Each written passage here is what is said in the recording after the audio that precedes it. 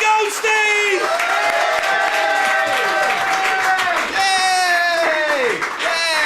Yeah! Hello! All right. Lovely. It's lovely to be here. It's like a support group. I know some of you are probably thinking, what the hell happened to the second act? He's grown. I know. It was good. I know you were thinking he did all that CGI and then, honey, I blew up Tom Webb. I know that's very special. I was thinking if he and me and Richard stood there, it'd be like the evolution of man. Yeah.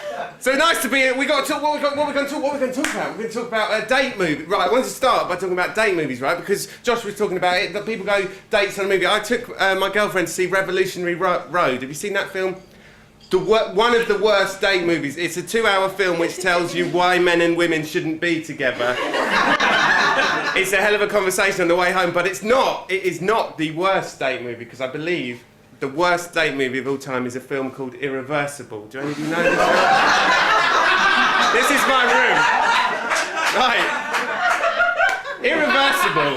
Irreversible, for the one not sicko in the room who doesn't know. Irreversible is the film. It was a French film that came out a few years ago and it was quite famous because it was sort of advertised as having a 9-minute rape scene in it, right? And I remember thinking that was pretty shocking, but I also remember thinking the way films were advertised at that time were bad enough because I saw a poster for the horror film Saw 3 and the tagline was 3 times the pain, 3 times the suffering. And I remember thinking, oh, that's good actually, because when I saw the first Saw film, I remember thinking there's really only 33.3% enough pain and suffering for my liking, so I'm glad they've taken care of that. So, anyway, Irreversible, 9-minute rape scene. So I was seeing it for the 4th time.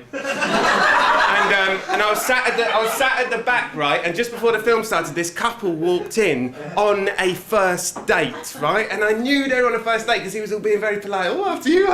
And I was looking at the guy and I was thinking, you fucking idiot!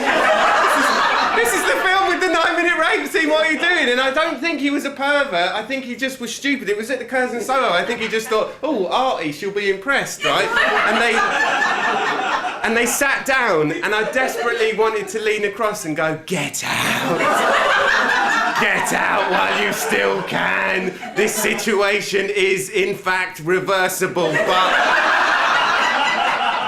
They were a whole row in front of me, and I had popcorn, and it seemed rude to interrupt, so I just sat back and enjoyed the show, right?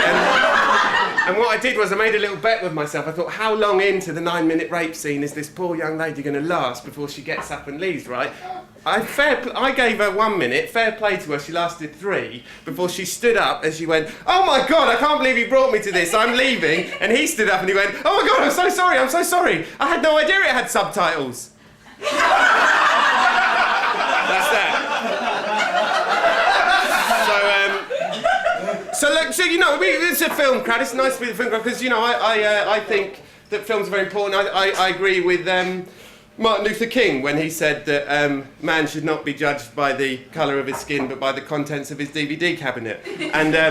And I think that, you know, I'm sure all of you have lists, like your best films in your list, you all make lists and stuff, and I think it's important because films become like your cultural ambassador. You know, when you meet people, they represent you, right? And I don't know if you remember the year 2006, but it was a weird time for me because not a lot had happened, right? And then in July, I went to the cinema and I saw a film called Little Miss Sunshine.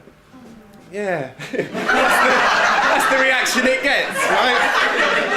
So I watched Little Miss Sunshine, right, and the film finished and I was crying and I was really moved and stuff, and I stared at the screen and I said, that is the best film of 2006. And Little Miss Sunshine turned around and she said, what did you say?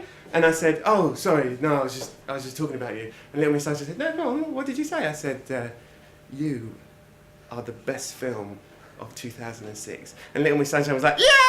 And she ran, she hugged my leg, and I was like, oh, brilliant, it was lovely, right? So I got together with Little Miss Sunshine, and for the rest of the year, I'd go around town with her, and I'd introduce her to people. I'd be like, have you met Little Miss Sunshine? It's the best film of 2006. And everyone was pleased to meet her and everything was great, everything was fine, right? But then on Boxing Day, 2006, Boxing Day, I was with my family, Christmas Eve, right? The doorbell goes, everyone's there. I'm like, who could it be at the door? I answered the door, it was only Pan's Labyrinth. And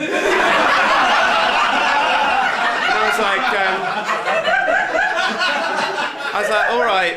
all right, Pan, what's going on? And Pan was like, oh, God, hi. Oh, sorry I'm late, traffic was a bitch. I was just wondering if I could still be eligible for Best Film of 2006. I said, well, no, I mean, that's sewn up. I mean, Little Miss Sunshine's got it. I've announced it. That's out there. And Pan's Labyrinth said, no, but I've checked the rules. It's to the end of the year, and I managed to get in on time, so all you've got to do is watch me. And I said, well, no, because it's awkward. I'm with Little Miss Sunshine. Just keep your voice down, right? And Pan's Labyrinth said, look, just watch me, and then we'll see, right? And I said, fine. So Pan's Labyrinth did his thing, right? And it finished. It fucking blew my mind, right?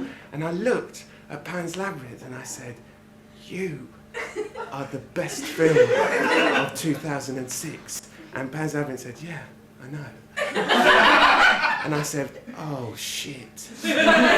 What the fuck am I going to tell Little Miss Sunshine? And Pan's Labyrinth was like, oh, it's all right, she'll understand, just be honest. And I was like, oh God. I said, well, wait here. So I went upstairs to my room, and I opened the door, and there was Little Miss Sunshine. She was wearing the spandex, she had her little glass on. She was so excited to see me, as always. She was like, hey, ran towards me. And I was like, all right, Little Miss Sunshine, please don't hug my leg. And she started dancing around the room. I said, Little Miss Sunshine. Then I said the words that no film ever wants to hear. I said, Little Miss Sunshine, we need to talk. Little Miss Sunshine, her face dropped, and she went and sat on the bench. She said, what have I done? And I said, you haven't done anything. And I took a seat, and I said, Little Miss Sunshine, I want you to know that in my heart, you will always be the second best film of 2006. Right? And Little Miss Sunshine said, what happened? I said, what did I do wrong? I said, you didn't do anything wrong, that's the thing. I said, Pan, would you come in? And Pan came out the door and he went, oh, Principessa. And I said, don't patronise her, not now. And Little Miss Sunshine, she was crying. I said, you know, listen, it's fine. I said, and Little Miss Sunshine said, I thought that you loved me, and I thought that you believed that family was ultimately a difficult thing, but something we all needed. I said, yeah, I did believe that, but it was the summer, and the sun was out, and I felt more positive. But now I'm starting to think that Pan's worldview, that life is ultimately bleak and depressing, is probably truer. And Little Miss Sunshine, she suddenly turned. She said, you're a little shit. You're a shit. I knew you'd do this. And she ran at my leg, and she was biting my leg. And I said, don't do this, Little Miss Sunshine. I said, Pan, help me out. And Pan said, no hablo inglés. I said, you spoke very good English downstairs. And I was rolling on the floor with Little Miss Sunshine. I was going, don't make me do this, Little Miss Sunshine. Don't make me do this to you. And then all of a sudden, Helen Mirren popped her head round the door, and she went, what's going on here? And I said, the Queen, you can fuck off. You're 2007. That's it. That's my... Thanks for having me.